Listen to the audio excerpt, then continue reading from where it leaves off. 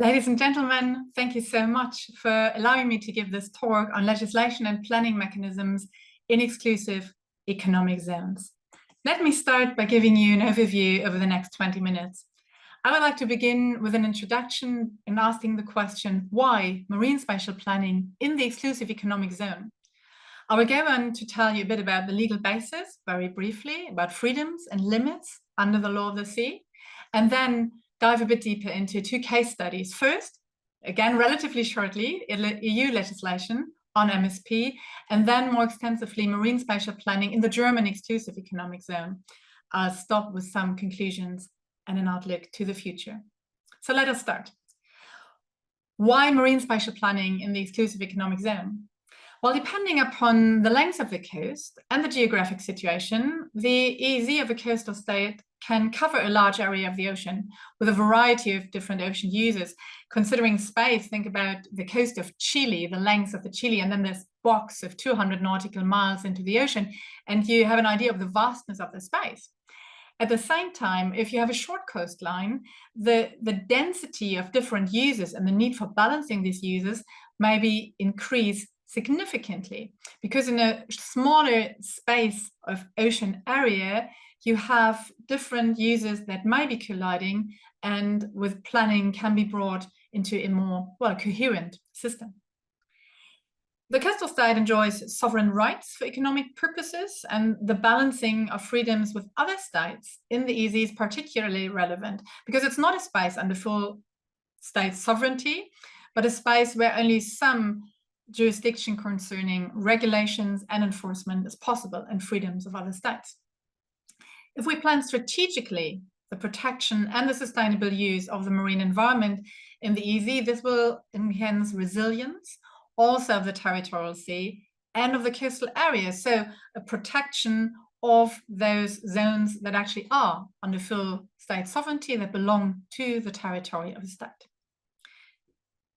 If we take marine spatial planning as a tool, this involves participation, and a participatory planning process enhances acceptance and provides for legal clarity concerning economic activities, so also legal clarity for investments for blue growth in the EEZ.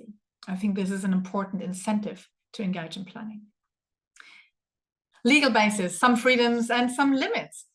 The Convention on the Law of the Sea does not explicitly mention marine spatial planning, but the zoning of the maritime realm itself and the quest for due regard concerning different ocean users, not only in the high seas, also in the EEZ, I think makes MSP a suitable tool to fulfill obligations under the Convention. And that involves also obligations under customary international law, because the regime on the EEZ is considered to be customary international law. So it's not only relevant for parties to UNCLOS. As mentioned before, this functional jurisdiction finds limits in the freedoms of other states. So this concerns navigation, obviously, as one of the most important users of the ocean, where we have a lot of freedom, but also the laying of cables and pipelines. So there's no absolute preference of the coastal state in the EEZ. States can adopt MSP legislation and further instruments to prioritize users while respecting the freedoms of other states within the limits of their regulatory competence. So MSP is allowed under the law of the sea if it takes into account those rights and freedoms of other states. And I think it's a strategically important tool to provide for this balances with clarity and legal security in this important zone. So the case studies. The European Union has been very actively engaged in marine spatial planning since 2007. At that time, it called for an integrated marine policy, of which marine spatial planning was one of the elements, one of the tools.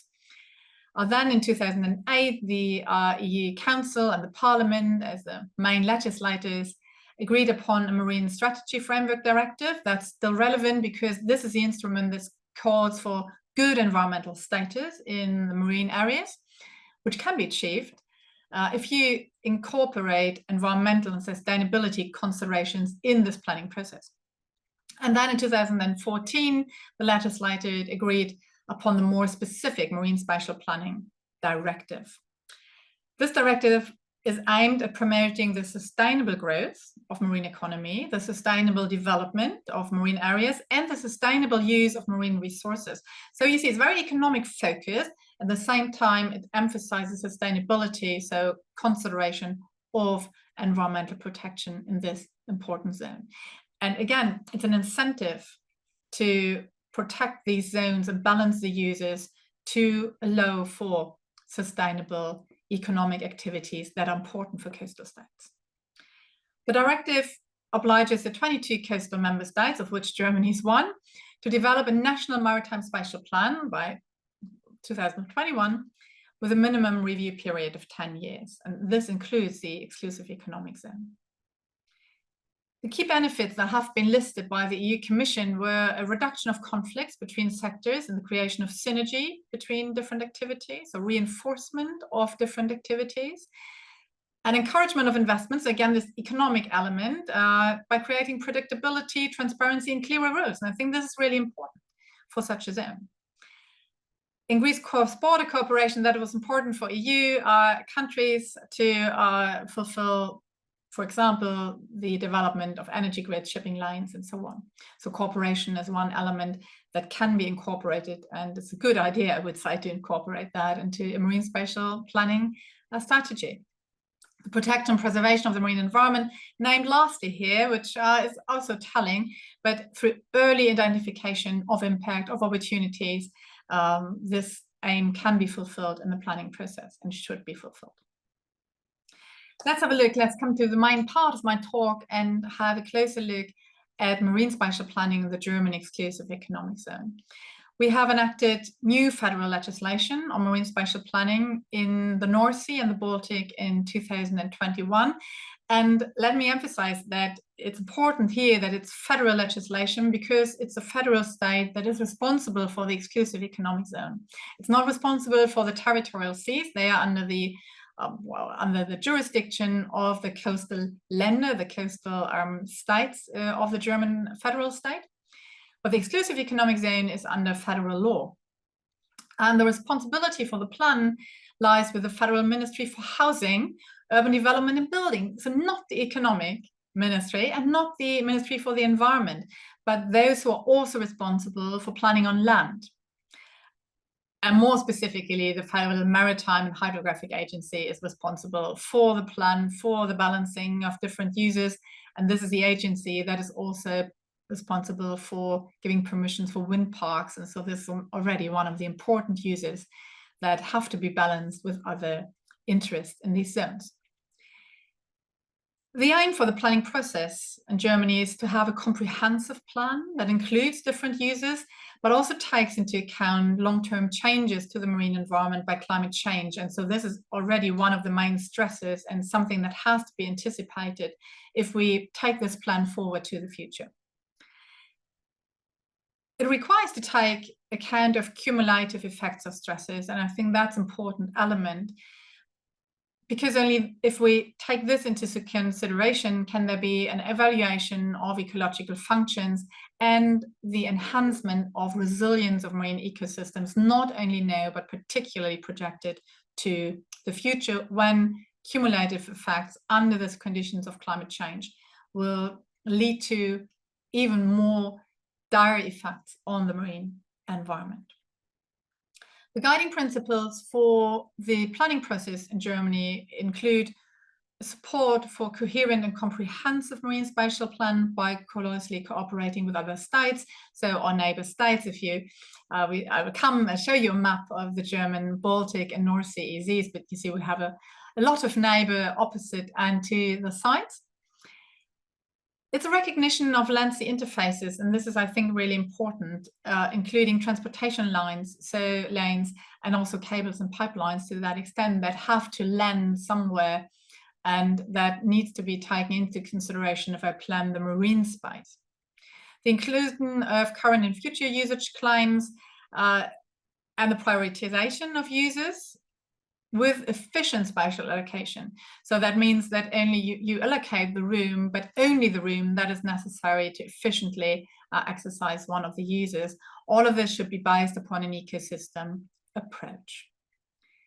We have support for safe and easy navigation, because this is one of the freedoms of our states, but also new uses like renewable energy. And there are some claims by the wind farm industry to say, well, this should really be the priority use for the future, but also defense purposes, so national defense, but also our defense within our allies in NATO. And again, last but not least, the protection and the improvement of the marine environment in this important zone. The German plan, marine spatial planning, is the central element to govern ocean uses, not only in spatial dimension, but also in a temporal perspective. Again, the uses now, but also anticipated uses, and increase in some uses in the future under the conditions of a declining marine environment due to the effects of climate change and global warming. The plan establishes new priority areas and preferential areas for different users. Let me explain the difference between these two concepts. In priority areas, colliding users are prohibited. So if I have a priority area for navigation, because this is a major field, a major shipping lane, for example, it would not be able to have installations and structures there that would impede navigation, because, for example, if you have a structure in the exclusive economic zone, you could and you should establish a 500-meter safety zone around, and that would collide with shipping, with navigation in that area. So priority users would mean no structures in this area. In preferential areas, as opposed to that, different users are balanced, but with a weighing towards the preferred use or the preferred function. So other users are not excluded. Also, colliding users are not per se excluded, but if you have a colliding interest and you would need to do the balancing and the weighing, the weight should shift towards the preferential area. So if I have a preferential area for environmental protection, I would not allow those users that could significantly have a significant adverse effect on the protection of the marine environment. At the same time, let's take fishing. Fishing would maybe not as such be prohibited in that area, but with certain limitations concerning time, concerning fishing gear. In addition to the establishment of areas with a general priority or preference, there can also be temporal restrictions of uses in certain areas. So if we have a conservation aim that should be promoted, for example, in the German North Sea areas where there are purpose schools, during the time when they have their calves or when they're mating, certain other uses are prohibited, but not all the year long. So this is also something that's possible. Now let's see what priority and preferential areas we have in the North Sea and the Baltic. We have navigation, we have wind energy, cables and pipeline, national resource extraction, not so much oil and gas, in the Baltic not at all, in the North Sea very limited, but sand and gravel, for example, also for coastal protection of the German islands in the North Sea. With fisheries, obviously, with the common fisheries policy of the EU taking the lead here, with scientific research, we have national defense and the protection and improvement of the marine environment. So this is a lot of users. You know, if you have this list and you have to make a plan how to bring these into coherence and how to create synergies, that's quite an important and difficult task. Let's have a look how this looks in the German North Sea first. So this is a picture of the North Sea exclusive economic zone. This area also is the continental shelf. It was given to us now. It's a result of the North Sea continental shelf cases of the International Court of Justice in the 1970s. This explains the shape. So I don't want to go into too many details here, but you see it's a complex plan. That in purple you see the lines, cables and pipelines. The light green are environmental protection areas, and blue is shipping. So this is quite a complex task to bring this into coherence, with wind energy being an important use of the sea and an increasing use of the future. And you see priority and preferential areas for such uses.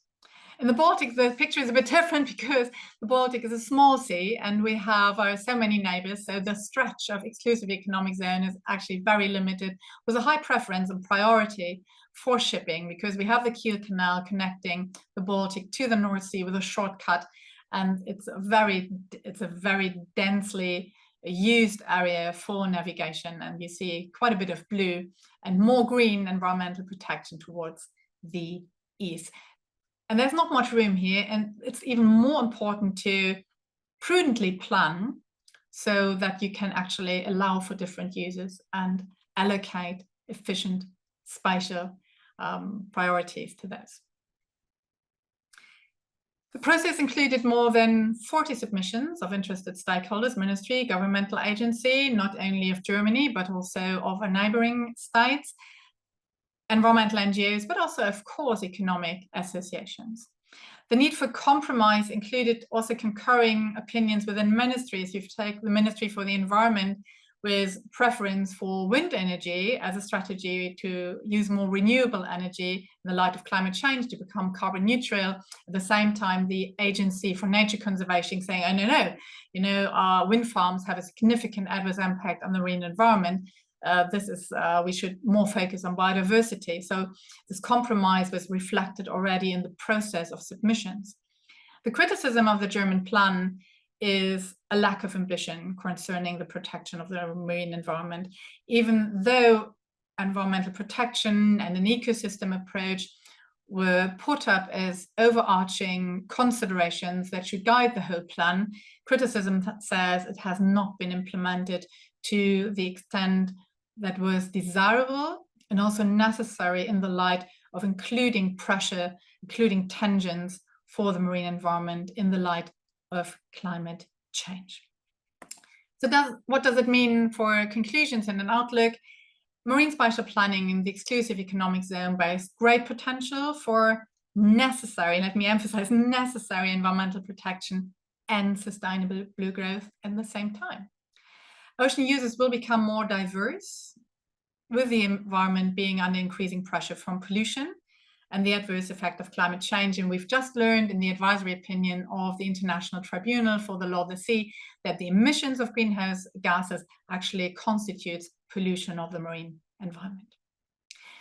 This means that the ocean will require more resilient ecosystems and enhanced protection. And to anticipate this and to include this into marine spatial planning now will allow states to protect also their coast and protect the sovereignty of the territorial sea and the coast, so the land-sea interface. And I think this is a really important issue because pressure will increase and users will increase and shift, and we should plan now to be able to take this into the future. So a balancing of protection and different users requires not only material law, not only objectives and priorities for what you want to achieve in the exclusive economic zone, but also how to achieve that in a strategic planning process that allows for participation to enhance acceptance and that allows adaptation to future developments. So my conclusion would be that marine spatial planning in the exclusive economic zone is not only possible, but it's really necessary, and not only from the perspective of environmental protection, although this is an important point, obviously, but also from the perspective of sustainable economic activities and the protection of the coast and the sovereignty on land.